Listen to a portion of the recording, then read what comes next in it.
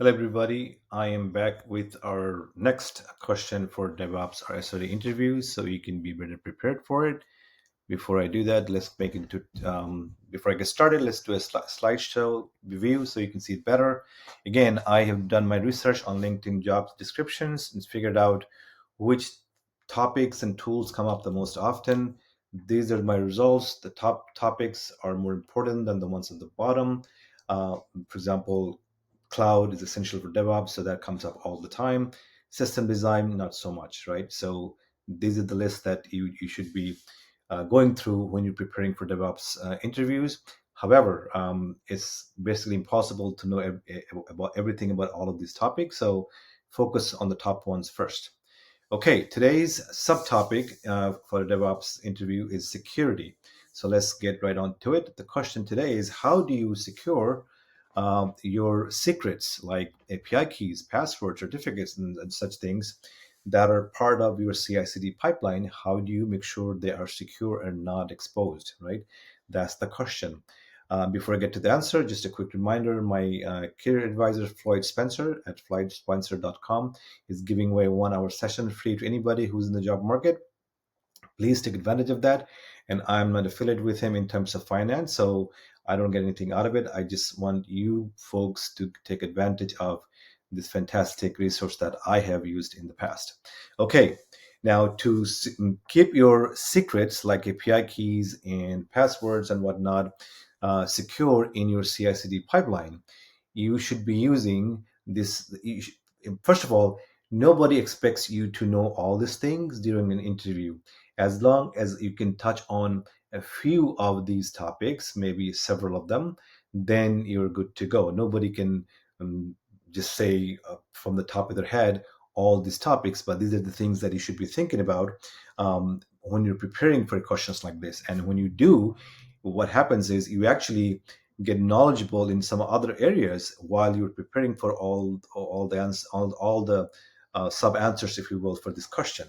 So first of all, you have to use some kind of a tool. It's not if you're trying to manage security on your own with your manual scripts and whatnot, it's bound to fail. So many tools are available like Vault and AWS Secrets Managers.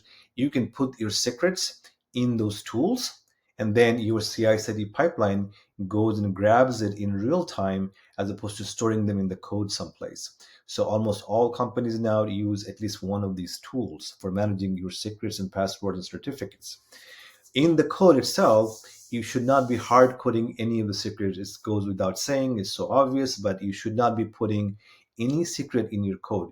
You should be using some kind of environment variable for that secret, and that environment variable gets filled up by talking to one of these tools that I just mentioned, like HashiCorp Vault, and gets dynamically stored while it's running, and when it's gone, right? When the code is not running anymore, there's no remnant of that secret anywhere in the memory. Also, for access to your CI/CD pipelines, you should be using role-based access. So instead of giving access to John Doe and Jennifer and somebody else, you should be creating roles like security team, DevOps team, admins, power users, and whatnot. And those roles get different permissions. And then when some new person comes in, that person belongs to a team or two, and that's how you should be controlling your access to all your secrets and all your CI/CD pipelines to begin with.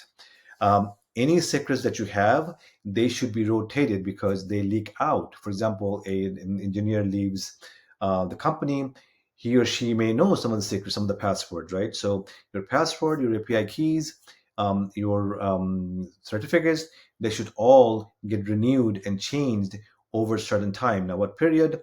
It really depends on the secret, but they should not live there for too long. Maximum maybe a year for certificates or something like that. But normally, somewhere between 3 to 6 months is probably the best way to go. Okay, encryption. Any secret that you store anywhere should be encrypted. It should not be clear text. It just goes without saying that. So it's such an obvious thing for security because anybody who has access to the resource then could read it, right?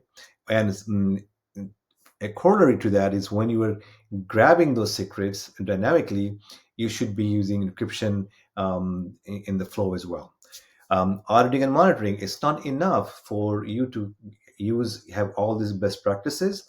You should always be auditing through looking through logs or whatever, right? To ensure that's actually happening, right? You should be looking for evidence that all of these best practices are actually being met. For example, you should audit your certificates. How old are certificates? You should audit and see how old are your passwords. You should audit who's getting access to what secrets, and are there any aberrations in that. If somebody from the support team, he or she is getting access to an admin password, is that happening? You should be auditing these things and monitoring these things um, proactively, as opposed to just assuming that everything is a-okay and nothing is actually being leaked out. Okay. All right. So if you have any direct question, you're welcome to send it to me through LinkedIn using my name.